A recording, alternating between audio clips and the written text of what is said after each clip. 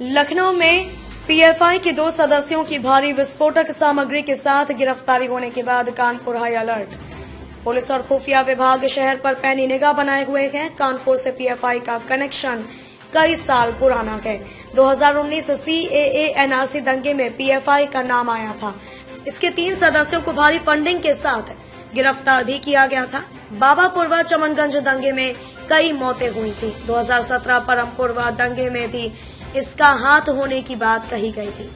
इस संगठन के बैन किए जाने की मांग करने वाले सूफी इस्लामिक बोर्ड के प्रवक्ता सूफी कौसर हसन को पीएफआई ने जान से मारने की धमकी दी थी। क्या वजह रही है बैठक की और किस मुद्दों पे लेकर आप सरकार से बात करना चाहते हैं और अपने मुद्दे रखना चाहते हैं? सूफी इस्लामिक बोर्ड का एक ही अभियान चल रहा है, बैन पीएफआई अभियान।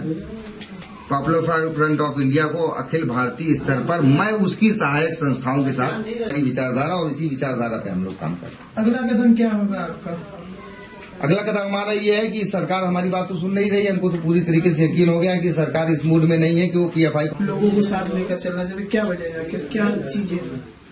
देखिए, विखंडन की राजनीति से, विखंडन के कार्यों से किसी का फायदा नहीं होता। हम लोग सूफी लोग हैं और सूफीज्म का सिद्धांत ही है कि वसुधैव कुटुंबकम और कुल खिलकत अयालु। धरना प्रदर्शन करेंगे जैसा कि हमारे देश के संविधान ने हमको अधिकार दिया है। लोकतांत्रिक तरीके से हम अपनी बात सरकार तक पहुंचाएंगे। आखिर बैठक की और किस चीज को लेकर आप बैठक कर रहे हैं? हमारी बैठक इस बात की हुई कि पॉपुलर फ्रंट ऑफ इंडिया यानी पीएफआई, जो कि तुर्की के इशारे पर, तुर्की और पाकिस्तान के इशारे पर देश में अलगाववाद को बढ़ाना चाहती है और देश का विखंडन कराना चाहती है और जो देश के नौजवानों को आईएसआईएस में भर्ती करा रही है, उस पर हम लोग प्रतिबंध लगाने का कैंपेन पिछले 2-3 महीनों से चला रहे हैं। लेकिन हमारी आवाज को सरकारें नहीं सुन रही हैं। ये बहुत ही गंभीर चिंता का विषय है।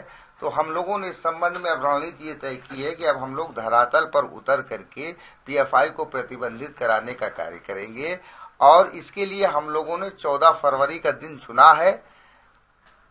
14 फरवरी को मुरादाबाद के चंदौसी से हम लोग एक जनसभा शुरू करेंगे, जो पूरी चेन बनेगी। पूरे भारत में जनसभाएं होंगी, तब तक होंगी जब तक पीएफआई को प्रतिबंधित नहीं कर दिया जाएगा।